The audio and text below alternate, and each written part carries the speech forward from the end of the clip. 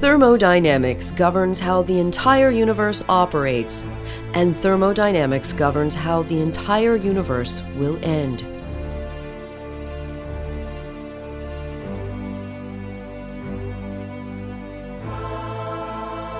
The two laws of thermodynamics are fundamental laws of physics.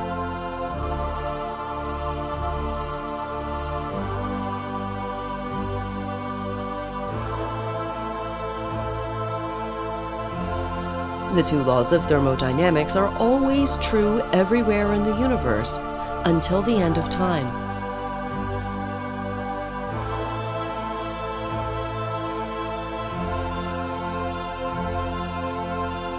The first law of thermodynamics is that energy can never be created or destroyed.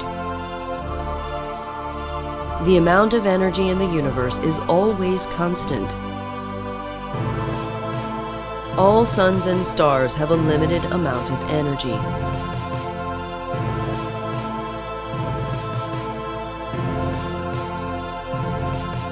As a star emits light in all directions, it uses up this energy. Energy can be thought of as boxes that are attached to all objects, and that can be transferred from one object to another. These boxes can never be created or destroyed.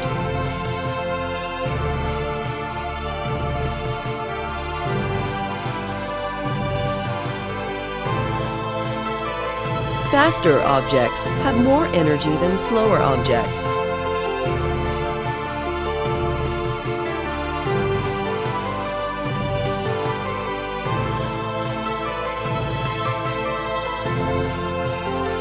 Energy can hide in many forms. For example, a spring has the potential to move objects.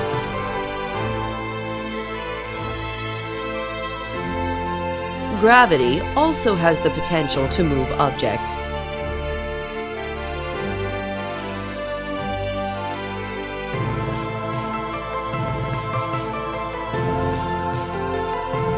Objects at higher elevations have more energy.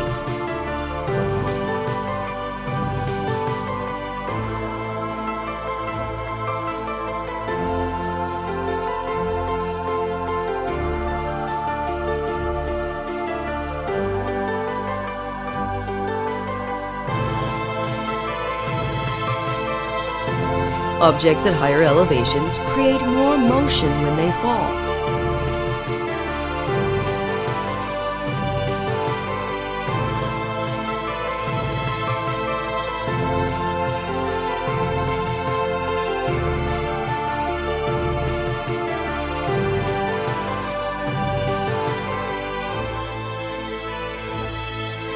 The energy per particle inside an object is what we call temperature.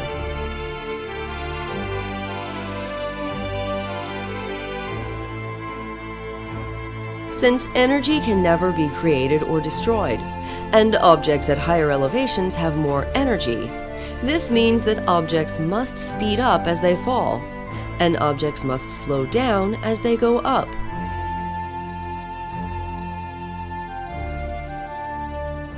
Energy is not destroyed when friction slows down objects because the friction speeds up the molecules, increasing the temperature.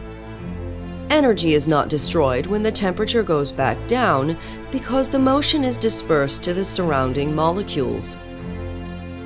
There is also a hidden form of energy that all life and technology depends on.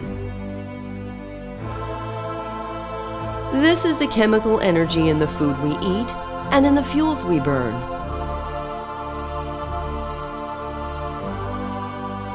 This comes from the electrons that bond molecules together.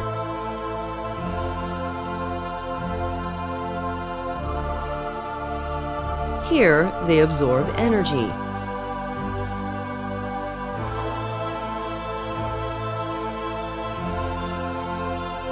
Here, they emit energy in the form of light.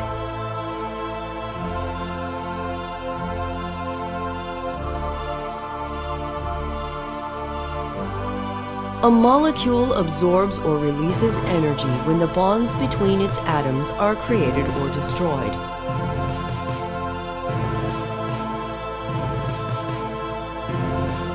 There is another form of energy which is far greater than all of these others combined. Albert Einstein discovered that mass is also a form of energy. Mass is never created or destroyed in any of the reactions we have discussed so far. When certain atomic nucleuses combine or separate, some mass completely disappears from the universe. The energy of this missing mass is then released.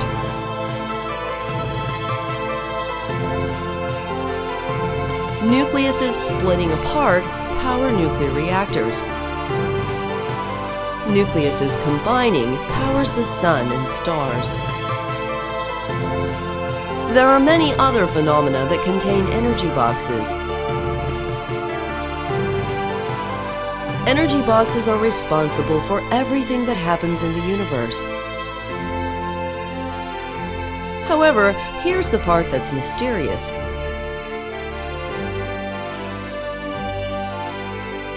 These energy boxes do not actually exist.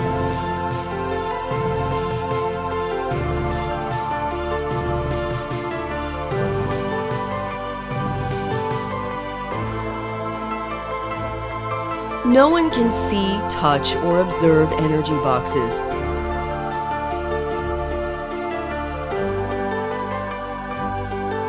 We can only observe things like a car's speed and a spring's compression.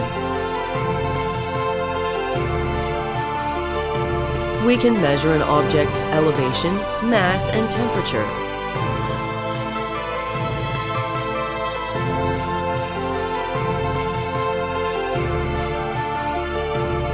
We've learned that when any one of these properties changes, it must correspond to a change in one of the other properties.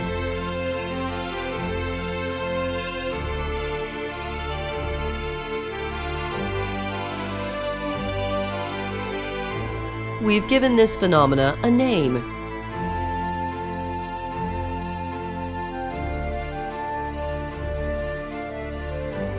The name we've chosen is energy.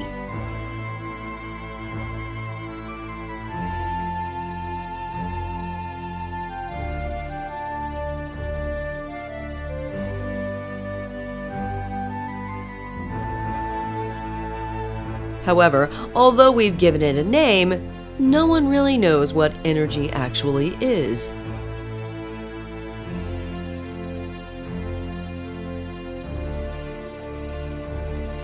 What's even more mysterious is that energy flows backwards in time in exactly the same way as it does forwards in time.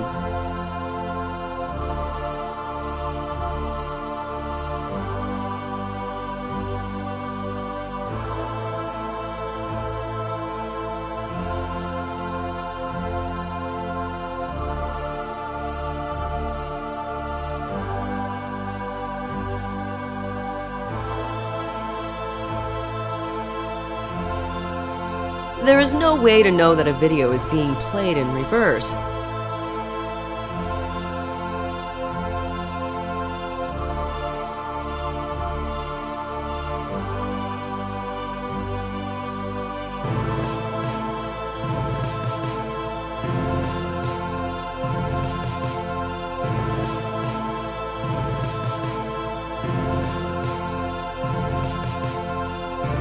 Even with time flowing backwards, all the laws of physics look like they're being obeyed.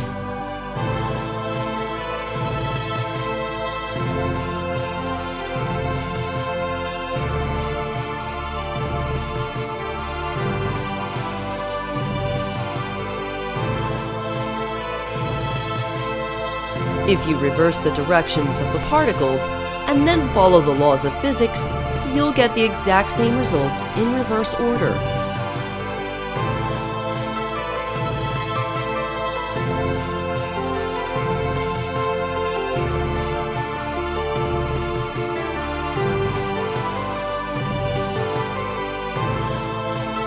Even for chemical and nuclear reactions, the laws of physics work the same way backwards in time.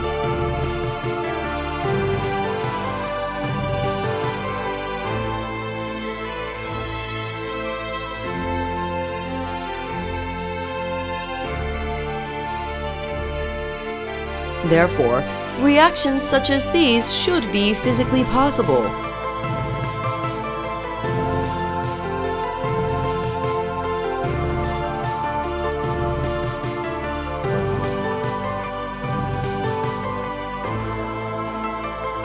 Yet we never see them occur.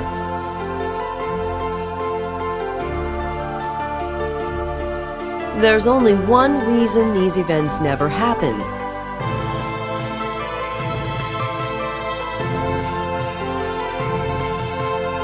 The second law of thermodynamics.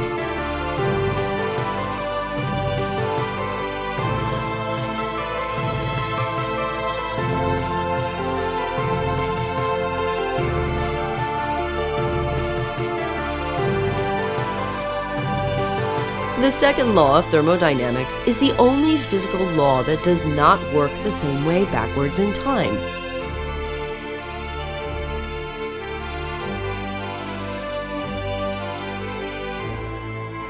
As one example of it, if you lift a barrier, the balls will permanently spread out throughout the entire box.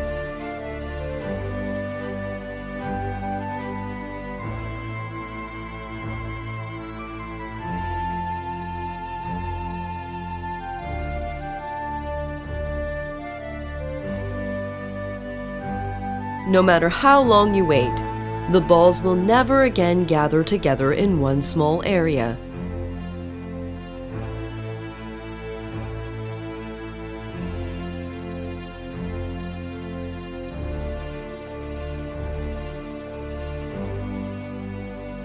To understand what the second law of thermodynamics says for the end of the universe, imagine the following.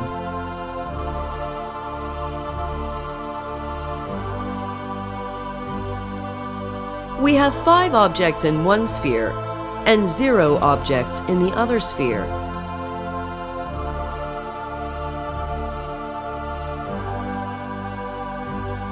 Now suppose that one of the objects is in the other sphere.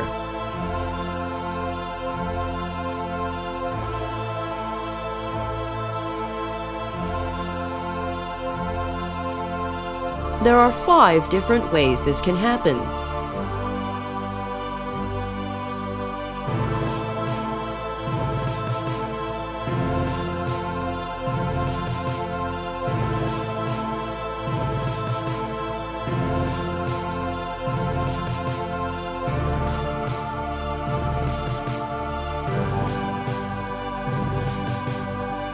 Now suppose that 2 objects are in the other sphere.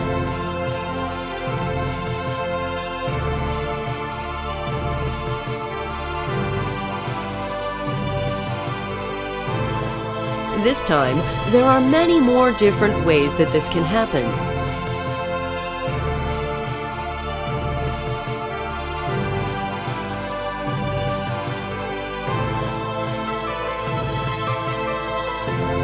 When there are more ways that something can happen, we give this a name, and we say that it has a higher entropy.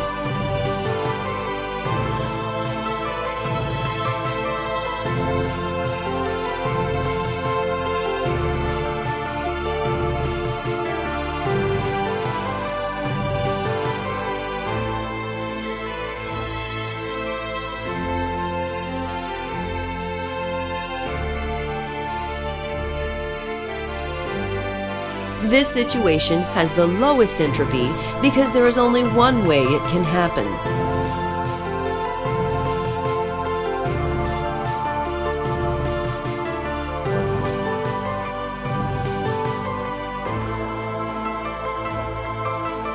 The second law of thermodynamics says that the entropy of the universe can only go up.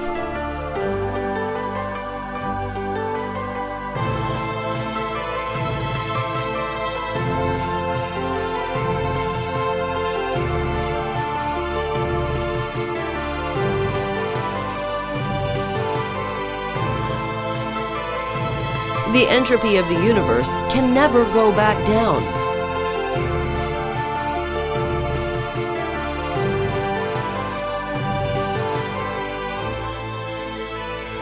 Although there are many ways all the balls can be arranged inside just one sphere, there are far more ways the balls can be arranged with the balls spread out between both spheres.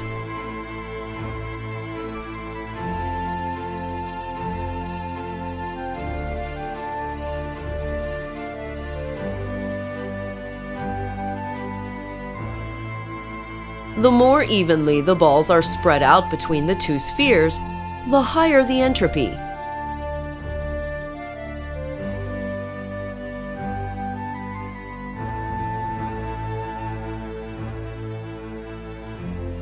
This is why we will arrive at this situation if we wait long enough.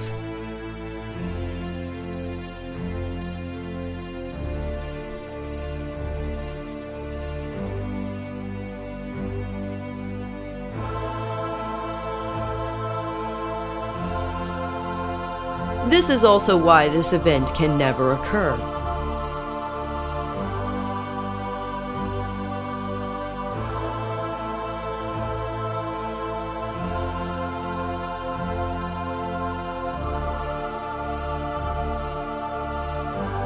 This would mean that entropy has decreased, violating the second law of thermodynamics.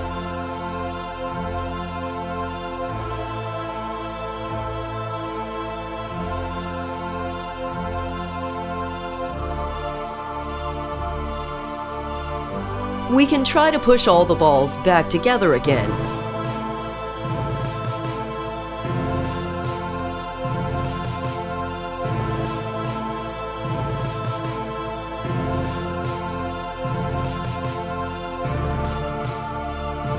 However, there was only one way all the energy boxes could be contained inside the spring.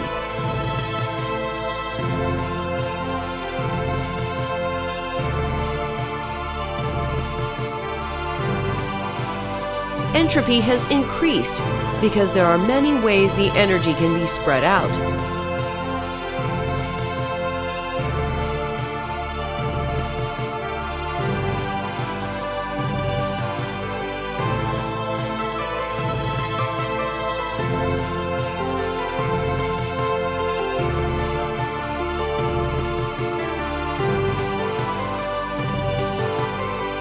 Entropy also applies to energy.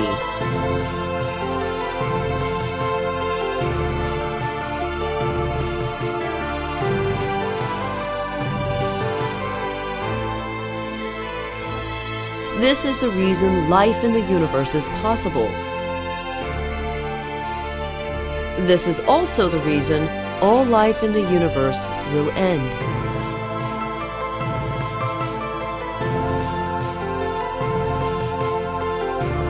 The entropy is highest when the energy has spread out evenly throughout all the particles.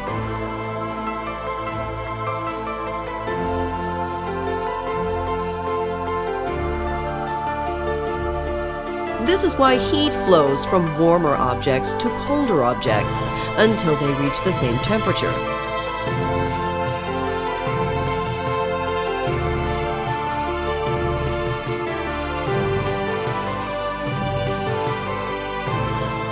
Complex objects can be put together only because energy is added and converted into heat.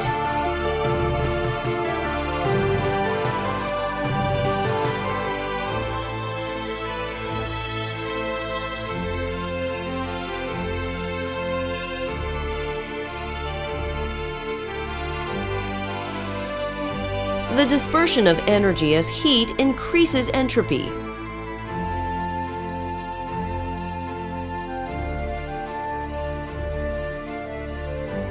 The increase in entropy from heat offsets the decrease in entropy of the objects being put together.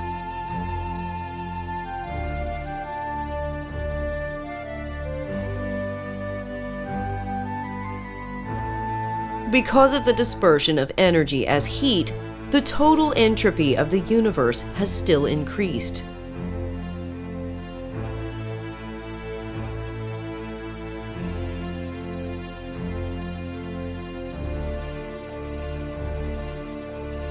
Suppose we try to violate the second law of thermodynamics and do useful work without dissipating heat.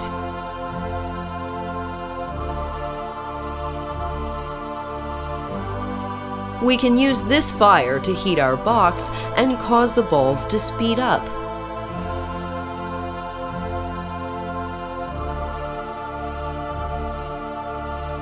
The balls will push against the wall and stick, causing useful work to be done.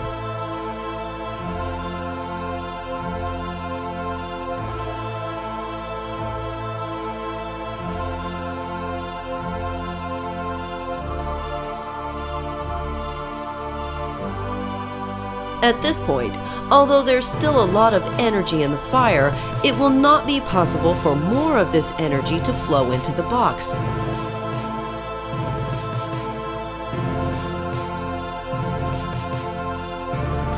This is because the box and the fire are now at the same temperature, and heat flows only from warmer objects to colder objects.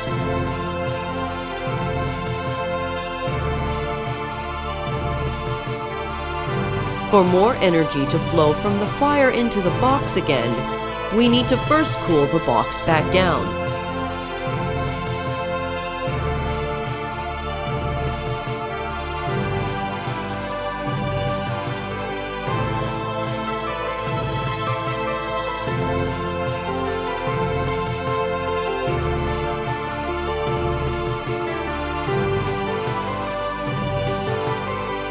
Now we can continue to use the energy from the fire to do useful work.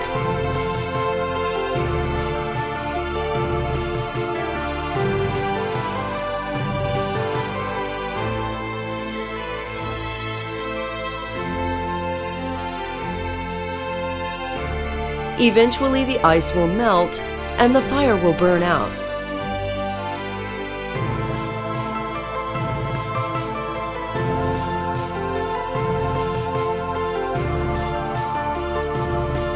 All engines and life forms need to dissipate heat to a colder object to keep operating.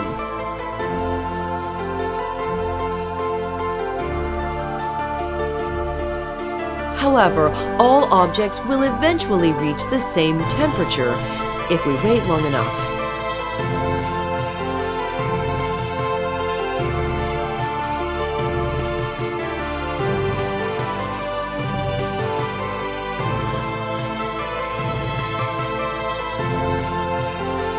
When everything reaches the same temperature, no engine or life form will be able to continue operating.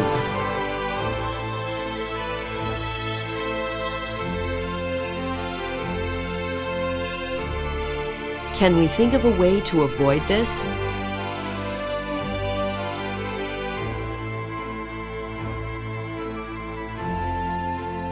We know how to cause objects to slow down.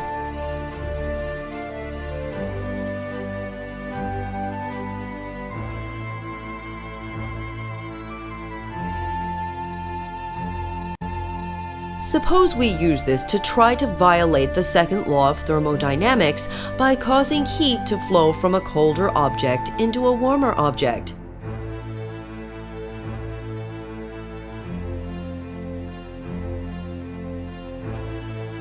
Energy is transferred from the balls to the spring, causing the box's temperature to become colder than the ice.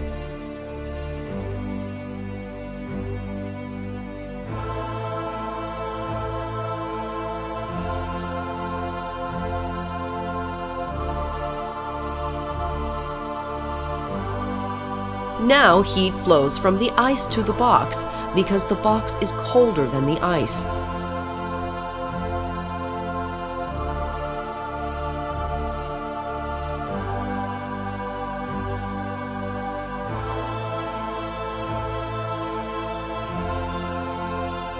Suppose we now compress the balls together, causing the box's temperature to become hotter than the fire.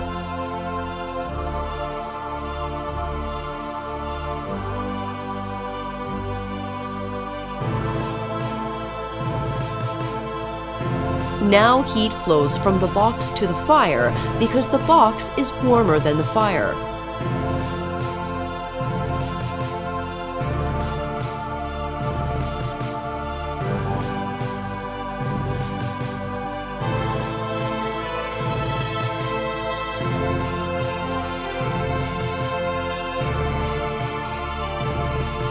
This is how refrigeration and air conditioning work.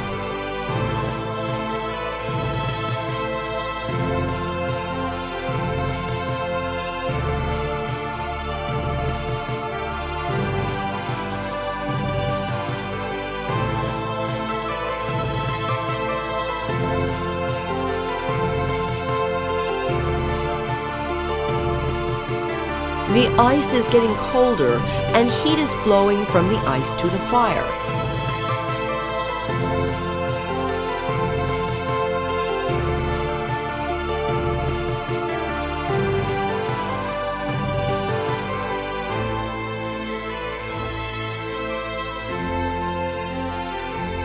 However, the addition of energy increases entropy, and the second law of thermodynamics is therefore not violated.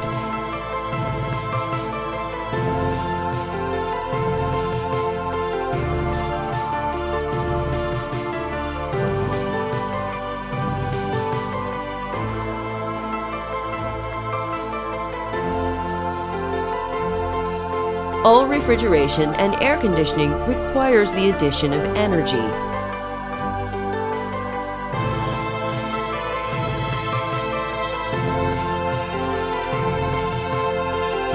Suppose we try to create a perpetual motion machine by using an engine to power this refrigerator, and using this refrigerator to cool the engine.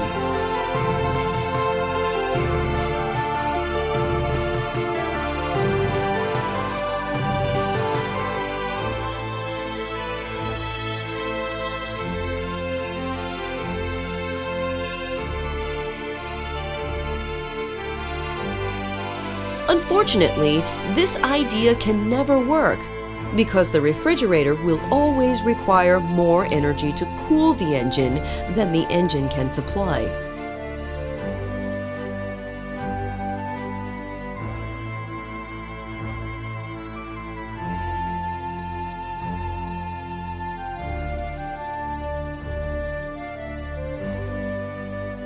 Therefore, the energy that we dissipate as heat cannot be used again to do useful work, and the fire will eventually run out of energy.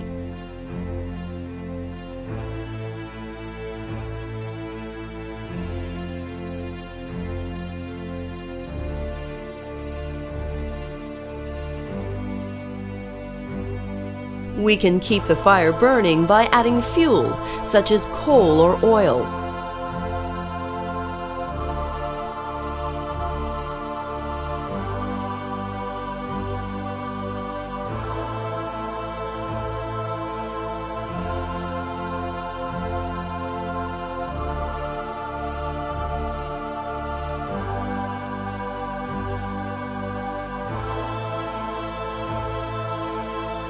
But there is a limited supply of coal and oil in the earth, and we will eventually run out.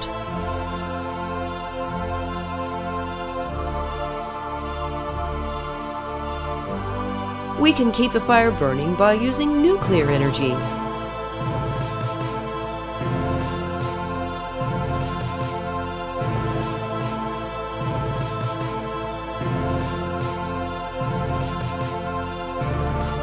Although there is a much larger supply of energy from nuclear reactions, the Earth also has a limited supply of elements useful for nuclear reactions.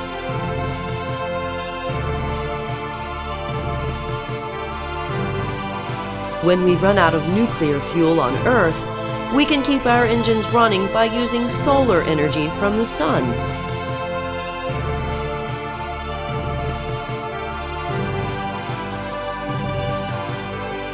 Although the sun will continue burning for millions of years, it too has a limited amount of fuel and will eventually run out of energy.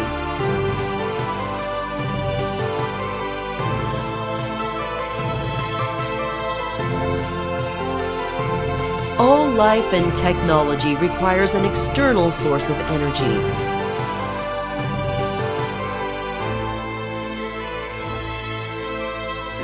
Once the sun has been extinguished and we've used up all the fuel in our planet and in our solar system, we will have to go into space to find a new home.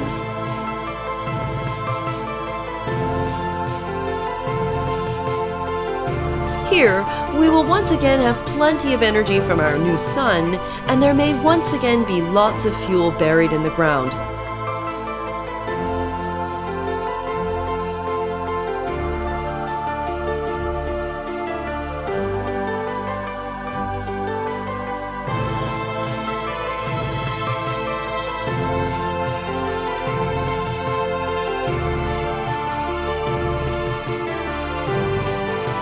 It may last for millions of years, but as before, the supply will eventually run out.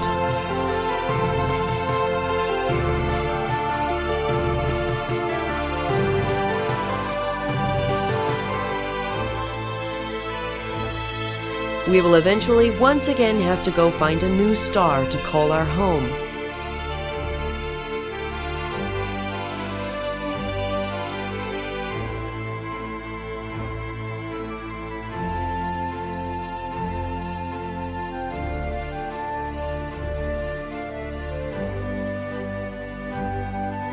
We can do this over and over again, but there is a fundamental problem with this strategy.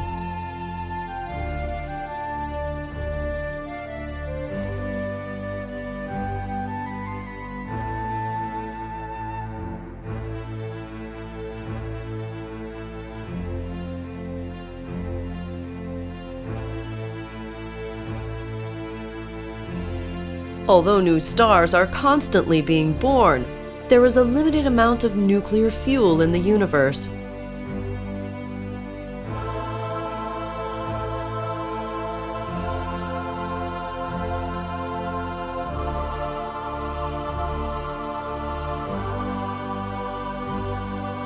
Stars are powered by nuclear fusion, where atomic nucleuses combine together and are transformed from one element into another.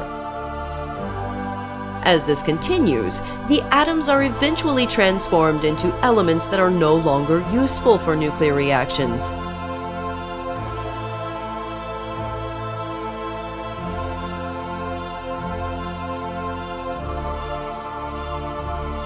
Eventually, elements useful for nuclear reactions will be depleted, and all energy in the universe will be dispersed.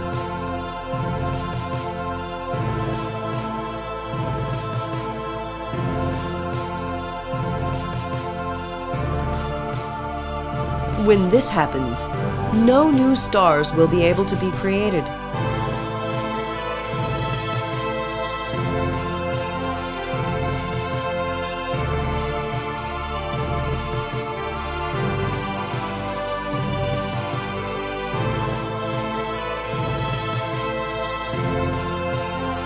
All the stars in the universe will go out one by one.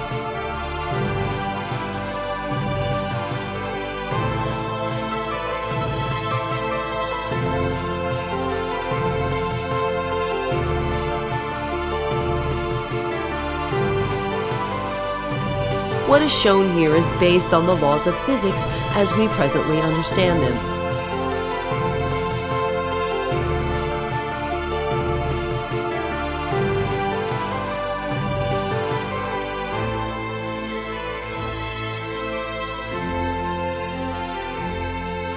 After every star is extinguished, all life in the universe will end.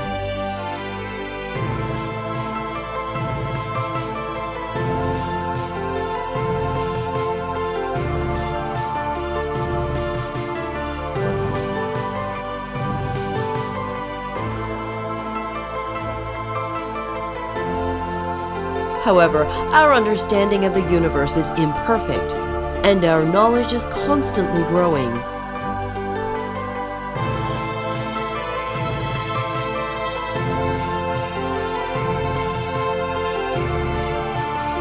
No one knows what we may discover in the future, and if this fate may yet be avoided.